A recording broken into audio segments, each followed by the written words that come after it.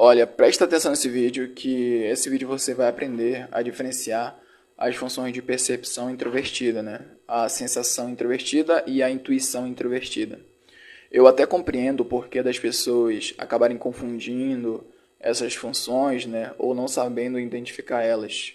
Justamente porque são funções de percepção e elas têm também, né, a atitude introvertida e também tem o caráter inconsciente, né, atuando ali bem forte, né?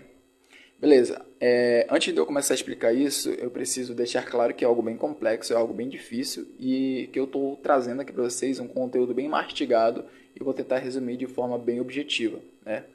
Para início de conversa, eu preciso que vocês saibam que as funções introvertidas elas têm uma conexão muito forte com o inconsciente. E o que vai diferenciar essas funções é a configuração, é o protocolo de conexão com o inconsciente.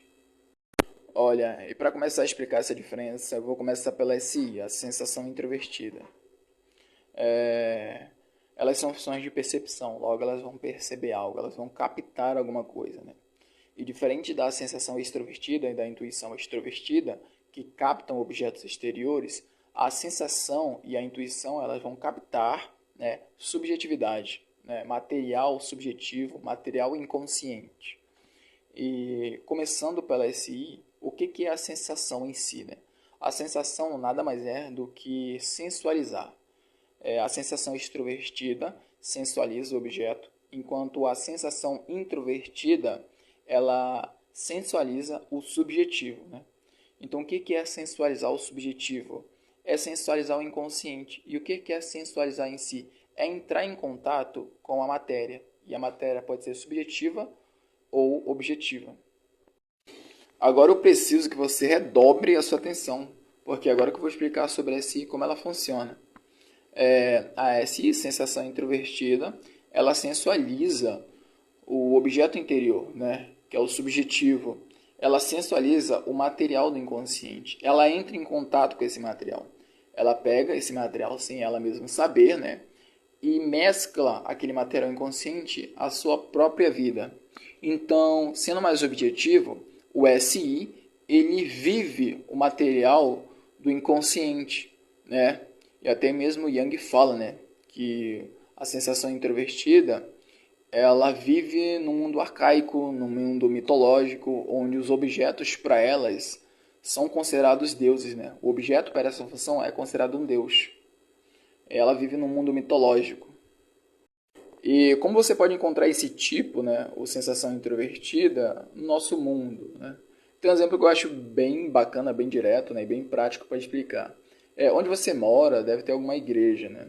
Eu já fui numa igreja e eu vi lá umas tiazinhas, né, uns caras rodopiando, tá ligado?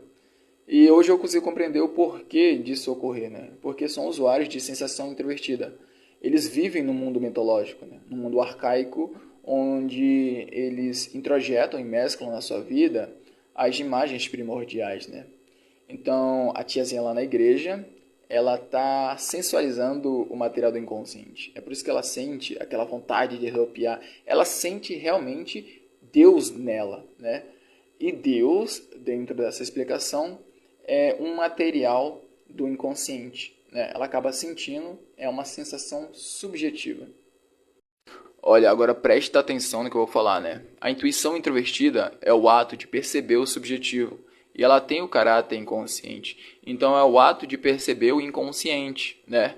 E diferente da sensação introvertida, que tem a característica de sensualizar o objeto, que é o que é pegar o material coletado e mesclar ele na sua vida, é colocar ele a sua percepção, né? É transformar o material coletado na sua própria vivência. E a intuição introvertida ela não tem isso, porque ela não tem a característica de sensualizar o material coletado, né? Porque ela é a priori, ela não precisa passar pela experiência para protocolar, para funcionar, para ser executada, né? Isso resulta num tipo que ele apenas observa os fenômenos, ele observa o inconsciente, ele observa o material coletado do inconsciente, ele observa as imagens primordiais. Então, o intuitivo e introvertido, ele pega esse material, mas ele não coloca ele não mescla na sua vida. Ele pega esse material, mas não coloca ele a favor da sua percepção, né? Ele não vive no mundo mitológico, ele não vive no mundo arcaico. Muito pelo contrário, aliás. Então, o que ele faz com esse material coletado, né? Ele observa, e a intenção dele é conhecer e analisar esse material coletado, né?